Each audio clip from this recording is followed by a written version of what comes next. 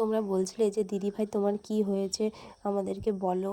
তো তোমাদেরকে সব কিছুই যেহেতু শেয়ার করি, তো ভাবলাম যে না, এটা যেহেতু ভিডিও আমি ছোট করে করে রেখেছি, জানি তোমরা কমেন্টে অবশ্যই জিজ্ঞাসা করবে যে কি হয়েছে কি হয়েছে, অনেকেই জিজ্ঞাসা করেছো। তো চলো, তো সকাল সকাল আমরা ফ্রেশ হয়ে বেরিয়ে পড়েছি তো ডক্টরের কাছে যাব বলে।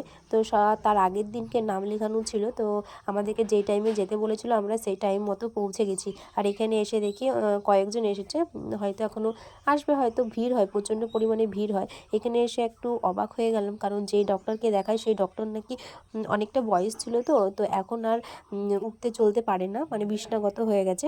তো সেই কারণে আর একটা ডক্টর বসে ওর সাথে, তো তাকেই আমাদেরকে দেখাতে হবে। তো করার কিছু নেই, মানে যাকে দেখানোর কথা সে তো আর নেই। আর আমি ওই ডক্টরকে 2013 সাল থেকে দেখাতাম। আর তারপরে এই ডক্টরটা বসে, ওই ডক্টরের সাথে আসতো আর কি। তো যেহেতু বয়স হয়ে গেছে এই জন্য আর আসবে না। তো এখানটায় অনেকে চলে এসেছিলো, ভিড়ও হয়েছিল, তো একে একে নাম ডাকছিলো আর ভেতরে যাচ্ছিলো। প্রথমেই আমাকে প্রেশার আর ওজন মেপে নিল। তারপরে দেন আমাকে ডক্টরটা ভেতরে দেখলো, সেখানে তো তোমাদেরকে শেয়ার করতে পারবো না। দেন তারপরে আমাদেরকে কিছু রিপোর্ট করতে দিয়েছিল, রক্ত পরীক্ষা, তারপরে সুগার, থাইরয়েড, পেটের ছবি, অনেক রকমের করতে দিয়েছিল। তো মেয়েদের অনেক রকমের সমস্যা হতেই পারে, তোমরা জানো, যাদের হয় তারাই একমাত্র জানে যে কি ইয়ে।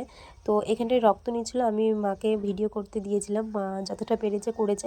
আর বারেবার লাইট জ্বলছিল বলে তারপরে বন্ধ করে দিয়েছিলাম। সব কিছুতেই তো আর ভিডিও করে দেখানো সম্ভব নয়।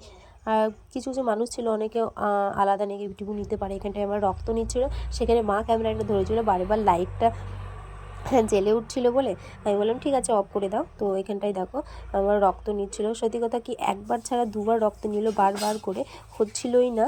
তো তারপরে রক্ত নেওয়ার পরে এই দেখো রক্ত নিয়ে নিয়েছে। আর সত্যি কথা বলতে খুব ব্যথা করছিলো, মানে আমি ভয় পেয়ে গেছিলাম প্রথমে, দিয়ে তারপরে রক্ত উঠছিল না।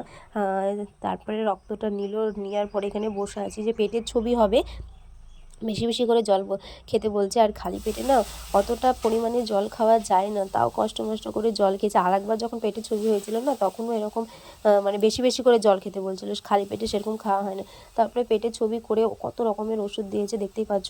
তারপরে পেটে ছবির ওই সম্বন্ধে তো আমরা কিছু বুঝি না, তো যতটা পারলাম তোমাদেরকে শেয়ার করলাম।